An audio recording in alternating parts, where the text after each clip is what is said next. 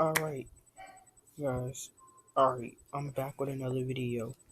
I'm back like I'm black with the yak and the mac, and I shoot you in the back. Ain't no backpack. Bars. But I'm back with another video, baby. Back with another video, baby. Back with another video, baby.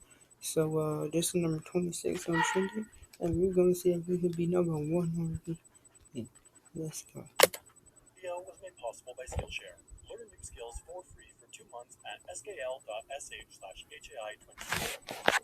America is really good at being number one in a number of things. It ranks top in quantity of Waffle Houses, Walmarts, moon landings, American Civil War victories, Americans, but one thing that it does not have more than anyone else of is cruise ships. That's because there is only one sole cruise ship based in the US. Now, for the purposes of arbitrarity, when I'm talking about cruise ships, I'm talking about one of those big boy ocean ships that carry thousands of people, not one of those low tier ships that go on rivers or lakes or stuff like that. In that category, this ship, the aptly named Pride of America, is the only American flagged, American based cruise ship. Now, to that you might ask, You see, the reason this is because of a little thing I like to call the law. On board ships, the laws of the country in which they are registered apply. That is to say, if you're on an American flag ship, you can't drink till 21. If you're on a Singaporean flag ship, chewing gum is illegal. And if you're on a British flag ship, you're allowed to invade and annex any country you want for recreational purposes. Trust me, I'm a lawyer. But what that also means is that those boring kind of laws doing silly things like protecting employee rights and preventing labor exploitation also apply. Of course, in the US, one of those labor laws is the minimum wage, which is $7.25 an hour, enough to buy an avocado cracker in San Francisco. But surprisingly, United States law does not apply in the rest of the world. In Panama, for example, the minimum wage for ship workers is $2.32 an hour. So let's say, and hear me out here, we take a ship, register it in Panama, and pay people $2.32 an hour. Genius, you're hired, says the cruise industry, because that's exactly what they do.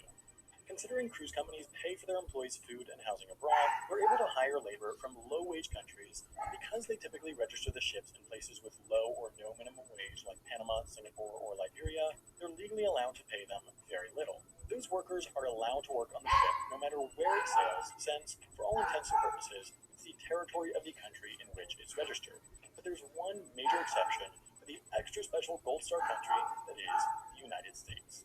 You see, the U.S. has a law known as the Jones Act, but that is officially titled the Merchant Marine Act of 1920. Believe it or not, this law, passed in 1920, is potentially, possibly a tiny bit antiquated. Not that this is a political video or anything. It stipulates that, in order to transport goods or passengers between ports in the U.S., a ship must be American-built, American-crewed, and American-flagged. Now, if this were a political video, I might say something like, this significantly increases the cost of transporting goods between U.S. ports and therefore raises the cost of living in isolated regions of the U.S. like Alaska, Hawaii, and Puerto Rico, but of course this is not a political video, so I won't say that.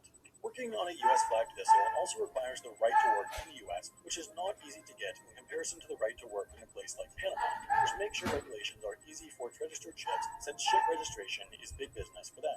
Now, these laws all also apply to cruise ships, since, technically, when a cruise sails between U.S. ports, it's transporting passengers between U.S. ports. This presents a problem for the cruise industry, which simultaneously wants to build and register their ships outside the U.S. and also cruise to places like Alaska and Hawaii. They figured out two unique solutions, though. One is to sail to the U.S. from not the U.S. Cruise ships are allowed to sail between multiple U.S. ports if they start outside the U.S., as long as everybody gets back on the ship. That way, nobody's getting transported between U.S. ports, they're just stopping off. Therefore, a lot of cruises to Alaska start in one of the not yet United States of America, Canada. The other solution, though, that exempts the ships from the Jones Act is to make a stop outside the U.S. That's why most every Alaskan cruise leaving from Seattle stops in Victoria, British Columbia. They usually make sure the American passengers aren't too distressed, though, by keeping the stop to only a few hours rather than the typical full day. Now, that works fine for Alaska cruises, but what about Hawaii? If a cruise is going from the U.S. West Coast to Hawaii and back to the West Coast, they'll typically make a stop in Ensenada, Mexico, even though that adds up to 2 days for a round-trip Hawaii cruise from San Francisco. If a ship wants to do a cruise exclusively around Hawaii, though, there's really no foreign country nearby that they can stop it. That's why there are basically no cruises around the islands round-trip from Honolulu, except for one. Norwegian Cruise Line, persuaded by the potential of an all-Hawaii cruise and a huge huge amount of federal subsidies, went through the enormous expense of building a cruise ship, mostly in America for the first time in a while, registering it in America, and crewing it with Americans. This ship, the Pride of America, is now the only full-size American cruise ship, and it is also the only cruise ship making trips exclusively around the Hawaiian Islands. Of course, American labor is not cheap, and so the 7-night trip on the Pride of America starts at $1,200, exactly triple as much as their 7-night cruise from Alaska to Seattle via Vancouver. Of course, rule number one of cruising is that the Wi-Fi is expensive and sucks. That's why, before you go, you should download one of Skillshare's 25,000 classes on their iOS or Android app for some aquatic skill acquisition.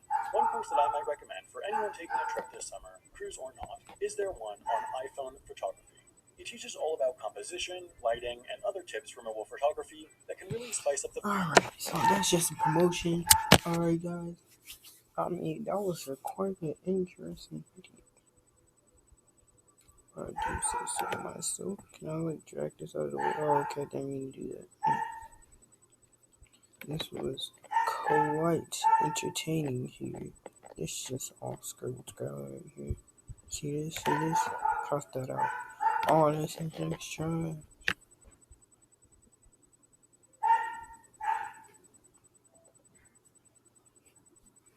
But alright, guys, make sure y'all like and subscribe for more videos coming out soon. I hope. And